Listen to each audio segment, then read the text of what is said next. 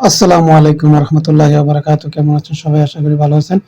আমি আলহামদুলিল্লাহ ভালো আছি। তো আজকে নতুন আরেকটা ভিডিও নিয়ে আসলাম আপনাদের মাঝে। আশা করি আমার সম্পূর্ণ ভিডিওটা দেখবেন।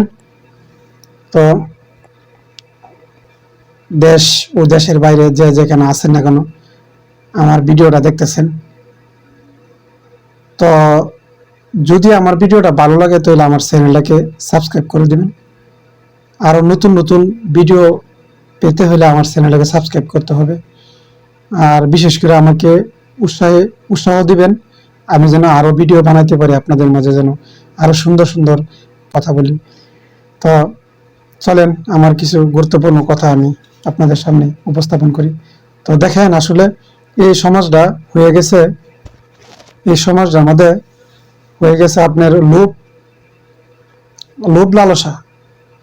লোভ লালসা নিয়ে আজকে এই সমাজটা ধ্বংসের পথে। আজকে দেখেন, ভালো ভালো মানুষ সুদে লিপ্ত, ঘুষে লিপ্ত, মানুষকে কিভাবে টাকা, মানুষের কাছ থেকে, মানুষের জেব থেকে কিভাবে টাকা উঠে নিতে পারবো, ওই চিন্তাধারা মানুষে এখন মগ্ন। তো যাই হোক, যে যতটুকু করবে এই পৃথিবীর মধ্যে এতটুকুই কাল কিয়ামতের দিন জবাব দিয়ে করতে হবে মহান আল্লাহ তাআলার কাছে। দেখেন, আমরা কিন্তু এই পৃথিবীতে চিরস্থায়ী না, ক্ষণস্থায়ী জীবন। কোনো একদিন কোনো একদিন এই পৃথিবী ছাইরা আমি চলে যেতে হবে, আপনি চলে যেতে হবে।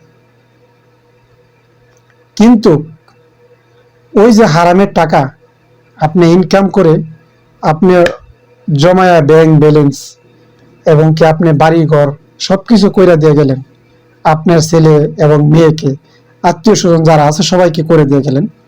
কিন্তু আপনি জিজ্ঞেস করে দেখবেন, আপনি যে সুদটা খাইতেছেন, আপনি যে ঘুষটা নিতেছেন, এই সুদ ঘুষ এর দায় বার, এর পাপটা কি আপনার ফ্যামিলি কেউ নিবে? আপনি জিজ্ঞেস করবেন আপনার ফ্যামিলিকে। যদি না নেই, তাহলে আপনার কি দরকার আছে সুদ খায়া, ঘুষ খায়া, মানুষের অন্যের সম্পদ মাইরে খাওয়া, অন্যের হকটা মাইরে খাওয়া? কি দরকার ইতিমের হক নষ্ট করা? যদি আমি কারো হক যদি আমি নষ্ট করি, নষ্ট করে যদি আমার ছেলে মেয়েকে আমি টাকা পয়সার মালিক বানাই দেই, আমার ছেলে মেয়ে ওই ভাগ নিবে না, শুধু একমাত্র ওইটার ভাগ শুধু আমি নিতে হবে, আর কেউ নিবে না।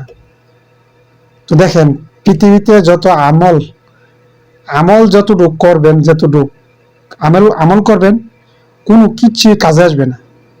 কারণ সুদ খায়া ঘুষ খায়া যদি নামাজ পড়ি, কোনো লাভ হইব? বলেন, কোনো লাভ নেই। অতএব সুদ খাওয়া ছাড়তে হবে, ঘুষ খাওয়া ছাড়তে হবে, মানুষের হক নষ্ট করা এটা ছাড়তে হবে। দেখেন, আসলে কে কোন সময় পৃথিবী থেকে চলে যাবে একমাত্র মহান আল্লাহ ছাড়া কেউ জানে না, কেউ জানে না।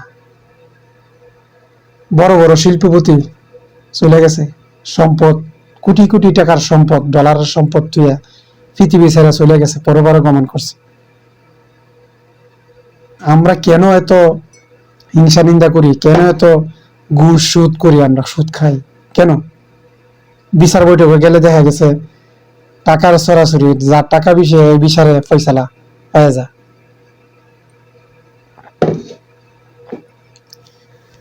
কোন দিন কে কোথায় মারা যাবে তা একমাত্র মহান আল্লাহ তাআলা বলে, আল্লাহ তাআলা জানে।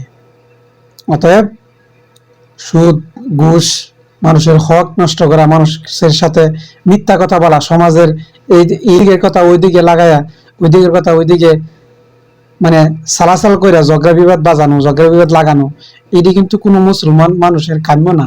এটি কিন্তু এক সময় জবাব দিয়ে করতে হবে মহান আল্লাহ তাআলার কাছে। ঠিক আছে, চলেন না সমাজটা ভালো করার জন্য কোনো কিছু করি, সদগায়ে জারিয়া করি, একটা মসজিদের কাজ করি, একটা মাদ্রাসার কাজ করি। অনেক কাজ আছে সমাজে, উন্নয়নমূলক কাজ অনেক আছে। সোনার বাংলা এইভাবে গড়বে না।